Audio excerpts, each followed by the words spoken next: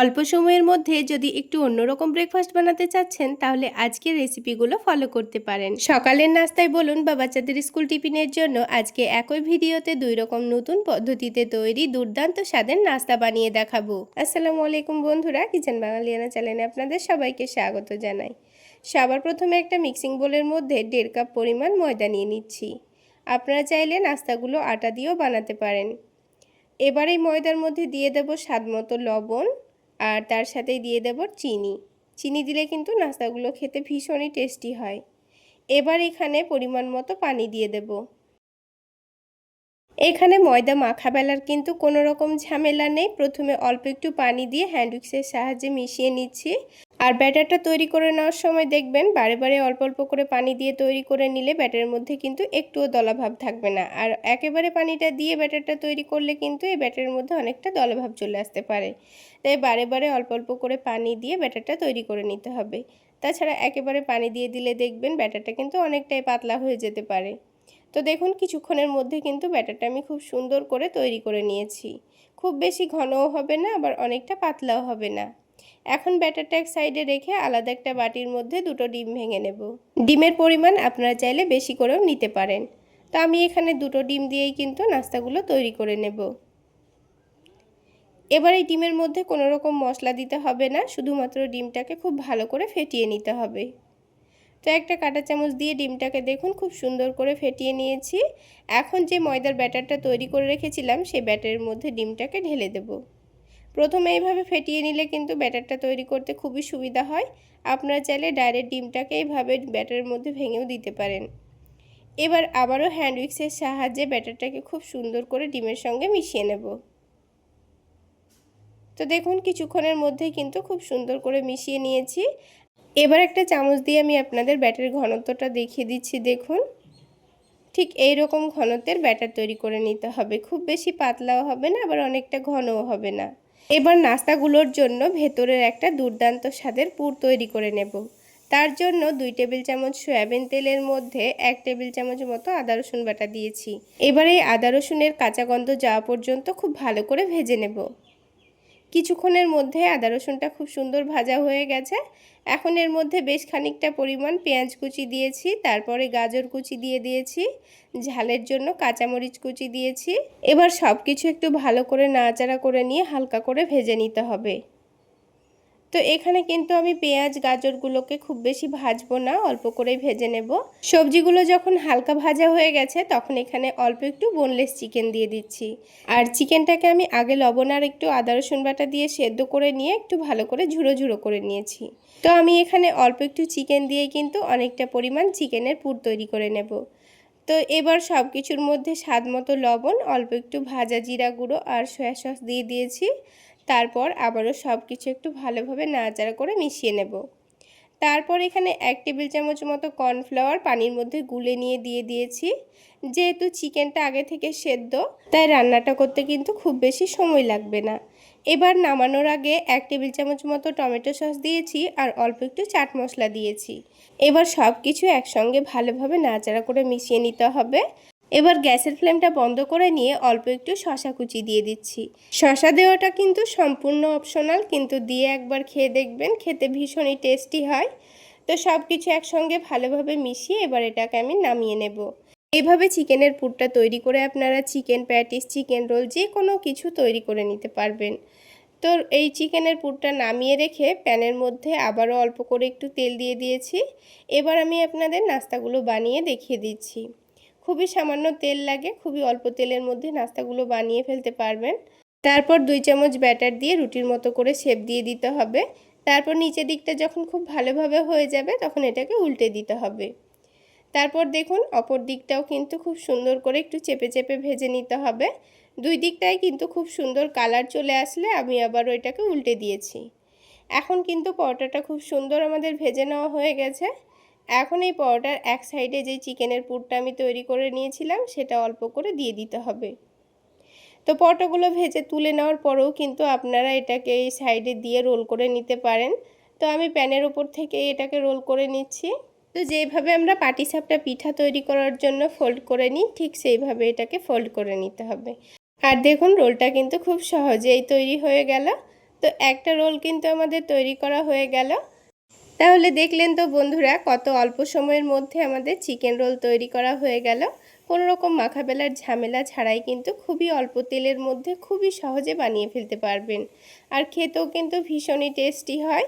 ঠিক একইভাবে আমি সবগুলো রোল তৈরি করে নিচ্ছি। তাহলে বন্ধুরা, আজকের এই মাখাবেলার ঝামেলা ছাড়া চিকেন রোল রেসিপিটি আপনাদের কেমন লাগলো অবশ্যই কমেন্ট করে জানাবেন।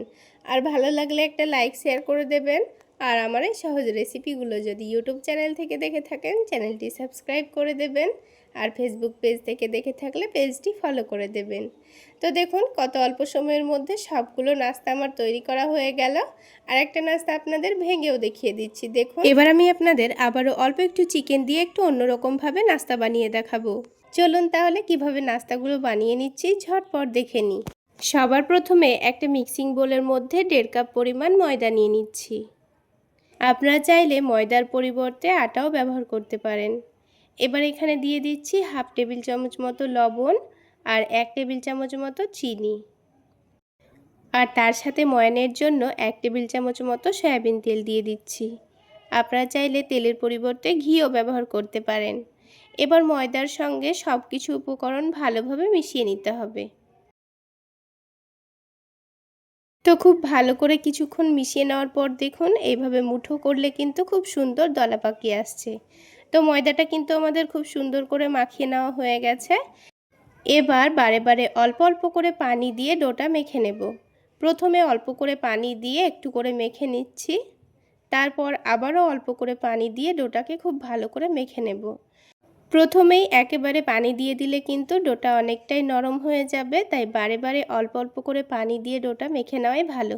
ডোটা কিন্তু খুব বেশি নরমও হবে না, আবার অনেকটা শক্তও হবে না। তো দেখুন, কিছুক্ষণের মধ্যেই আমি ডোটা খুব সুন্দর করে মেখে নিয়েছি। এবার ডোটাকে আমি ঢেকে 10 মিনিটের জন্য রেস্টে রাখবো। আর রেস্টে রাখার আগে ডোটার উপর অল্প একটু তেল দিয়ে দিচ্ছি, দিয়ে আবার একটু ভালো করে মাখিয়ে নেব। এতে করে উপরটা শুকিয়েও আসবে না, ডোটা কিন্তু অনেকটাই নরম থাকবে। এবার 10 মিনিটের জন্য ডোটা ঢেকে রেখে দিব, আর ততক্ষণে বাকি কাজগুলো করে নেব। তো এইদিকে আলাদা একটা বাটির মধ্যে অল্প একটু চিকেন নিয়েছি। আর এই চিকেনটাকে খুব ভালো করে কুচি কুচি করে কেটে ধুয়ে পরিষ্কার করে নিয়েছি। এই অল্প চিকেন দিয়েই কিন্তু আজকে আমি পুরো পরিবারের জন্য চিকেন রোলগুলো বানাবো। তো তার মধ্যে দিয়ে দিয়েছি স্বাদ মতো লবণ, মরিচের গুঁড়ো, আর দিয়ে দিচ্ছি ভাজা জিরা গুঁড়ো, তার সাথে দিয়ে দিচ্ছি হলুদের গুঁড়ো। এখানে চিকেনের পরিমাণটা যেহেতু অল্প নিয়েছি, তাই গুঁড়ো মশলাগুলোও কিন্তু খুবই সামান্য পরিমাণে দিচ্ছি।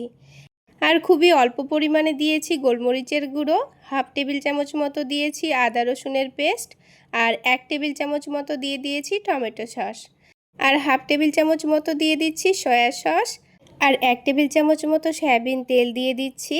আর সবশেষে অল্প একটু লেবুর রস দিয়ে দেব। তারপর সব কিছু একটু ভালোভাবে মাখিয়ে নিচ্ছি।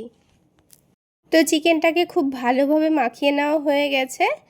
এবার এটাকে ঢেকে 15 মিনিটের জন্য রেস্টে রেখে দিতে হবে। তো আমি এখানে কিন্তু 10 মিনিট মতোই রেস্টে রেখেছিলাম। আর অন্যদিকে বাকি কাজগুলো করে নেব। তো আমি এখানে 3টা ডিম নিয়েছি। এবার ডিমগুলোকে ফাটিয়ে একটা বাটির মধ্যে নিয়ে নেব।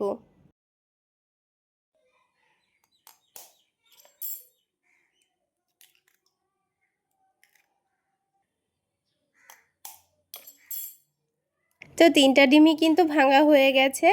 এখন এর মধ্যে দিয়ে দিচ্ছি কিছু গুঁড়ো মশলা। তো দিয়ে দিয়েছি স্বাদ মতো লবণ, আর দিয়েছি চাট মশলা, অল্প একটু কাশ্মীরি রেড চিলি পাউডার দিয়েছি, আর খুবই সামান্য পরিমাণ দিয়েছি গোলমরিচের গুঁড়ো। এবার সব কিছু ভালোভাবে ফেটিয়ে নেব। তো আমি কাঁটা চামচের সাহায্যে সব কিছু ভালোভাবে ফেটিয়ে নিচ্ছি। তো ভালোভাবে ফেটিয়ে নিতে হবে যেন গুঁড়ো মশলাগুলো ডিমের সঙ্গে খুব ভালোভাবে মিশে যায়।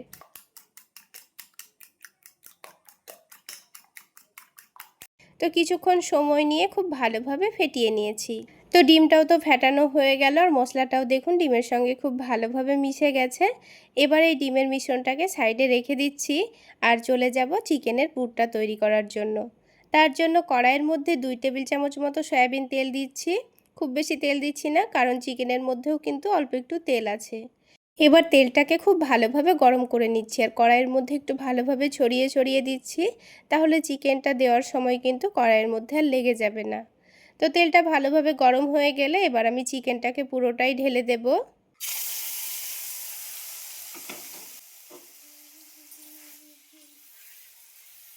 এবার চিকেনটাকে কিছুক্ষণের জন্য অনবরত নাড়াচাড়া করে এইভাবে ভেজে নিতে হবে। তো 4 থেকে 5 মিনিট সময় নিয়ে চিকেনটাকে খুব ভালো করে নাড়াচাড়া করে ভেজে নিয়েছি। এখন যে বাটিটাতে চিকেন রেখেছিলাম সেই বাটিটা ধুয়ে অল্প করে একটু পানি দিয়ে দিয়েছি। এবার ঢাকনা দিয়ে ঢেকে গ্যাসের ফ্লেমটা লোতে করে দিয়ে 3 মিনিট মতো রান্না করে নেব। 3 মিনিট পর দেখুন চিকেনের মধ্যে কিন্তু অল্প একটু পানি রয়ে গেছে, তো গ্যাসের ফ্লেমটা একটু বাড়িয়ে দিয়েছি। তারপর আবারও অনবরত নাড়াচাড়া করে নেব যতক্ষণ না পর্যন্ত চিকেনের পানিটা ভালোভাবে শুকিয়ে যাচ্ছে আর চিকেনটা খুব সুন্দর কষানো হচ্ছে। তো এবার দেখুন কিছুক্ষণের মধ্যে চিকেনটাকে কিন্তু খুব ভালো করে আমি ভেজে নিয়েছি আর খুব সুন্দর কষানোও হয়ে গেছে। এবার আমি গ্যাসের ফ্লেমটা একেবারে লোতে করে দেব। তারপর এখানে 1 চামচ কর্নফ্লাওয়ার অল্প একটু পানির মধ্যে গুলে নিয়েছি। তো এই কর্নফ্লাওয়ার গোলা পানিটাই দিয়ে দিচ্ছি। এখানে কর্নফ্লাওয়ারটা আমি কেন দিচ্ছি সেটাও আমি আপনাদের পরে জানাবো। তো একটু নাড়াচাড়া করে নিচ্ছি। রান্নার প্রায় শেষের মুহূর্তে এখন আমি এখানে বেশ খানিকটা মতো পেঁয়াজ কুচি দিচ্ছি, তার সাথে গাজর কুচিও দিচ্ছি আর দিয়ে দিচ্ছি শসা কুচি, আর ঝালের জন্য অল্প একটু কাঁচামরিচ কুচি দিয়ে দিচ্ছি। তো এখানে গাজর শসা পেঁয়াজ দেওয়ার জন্যই কিন্তু আমি অল্প একটু কর্নফ্লাওয়ার দিয়েছিলাম, তাহলে এগুলো খুব সুন্দর আঠালো হয়ে চিকেনের সঙ্গে মিশে যাবে। তো সবশেষে অল্প একটু চাট মশলা দিয়েছি, দিয়ে আবারও সব কিছু একসঙ্গে ভালোভাবে মিশিয়ে নিচ্ছি। কিছুক্ষণের মধ্যেই দেখবেন নাড়াচাড়া করলে কিন্তু সব কিছু একসঙ্গে খুব সুন্দরভাবে আঠালো হয়ে যাচ্ছে। এখানে কিন্তু গাজর শসা সেদ্ধ করার কোনো রকম দরকার নেই, কারণ কাঁচাই খেতে বেশি ভালো লাগে। তো দেখুন চিকেনের সঙ্গে আমি সব কিছু ভালো করে নাড়াচাড়া করে নিয়েছি আর কত সুন্দর আঠালোও হয়ে গেছে। তো চিকেনের পুর কিন্তু আমাদের রেডি। আর দেখুন অল্প চিকেনে কতটা চিকেনের পুরো তৈরি হয়ে গেল। তো এবার আমি এই চিকেনের পুরটাকে একটা বাটির মধ্যে তুলে নিচ্ছি। তো চিকেনের পুর তো আমাদের তুলে নেওয়া হয়ে গেল। এবার আমি আপনাদের নাস্তাগুলো বানিয়ে দেখাচ্ছি।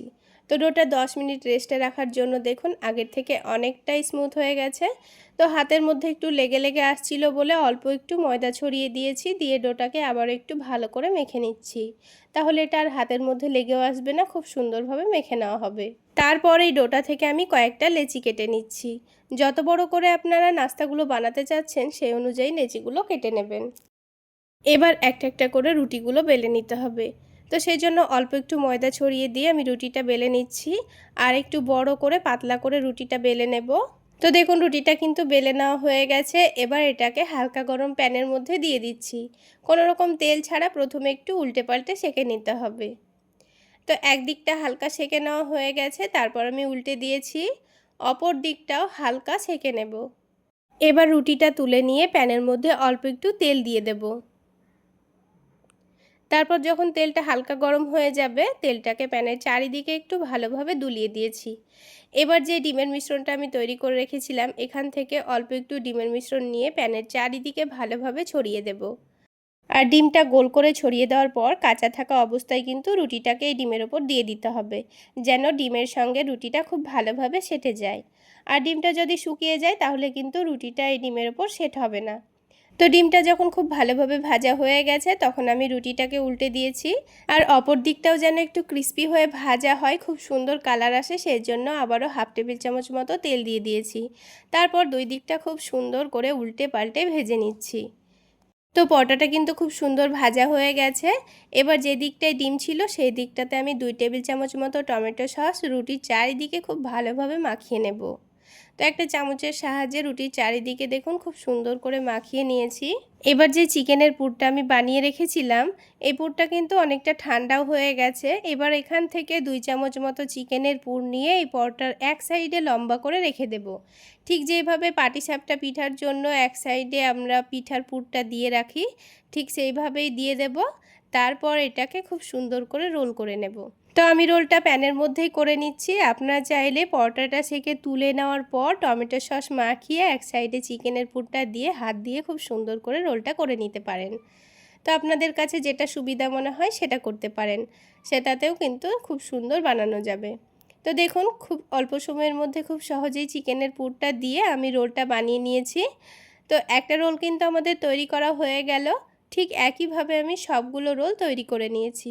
তাহলে বন্ধুরা, আজকের এই শর্টকাট পদ্ধতিতে চিকেন রোল রেসিপিটা আপনাদের কেমন লাগলো অবশ্যই কমেন্ট করে জানাবেন। আর ভালো লাগলে একটা লাইক শেয়ার করে দেবেন। আর আমার এই সহজ রেসিপিগুলো যদি ইউটিউব চ্যানেল থেকে দেখে থাকেন চ্যানেলটি সাবস্ক্রাইব করে দেবেন। আর ফেসবুক পেজ থেকে দেখে থাকলে পেজটি ফলো করে দেবেন। সত্যি বলছি বন্ধুরা, এই রোলটা খেতে এতটা দুর্দান্ত টেস্টের হয়, একবার বানিয়ে খেলে আবার বানাতে ইচ্ছে করবে। তাহলে বন্ধুরা, আজকে এই পর্যন্তই। সকলে অনেক বেশি ভালো থাকবেন, সুস্থ থাকবেন।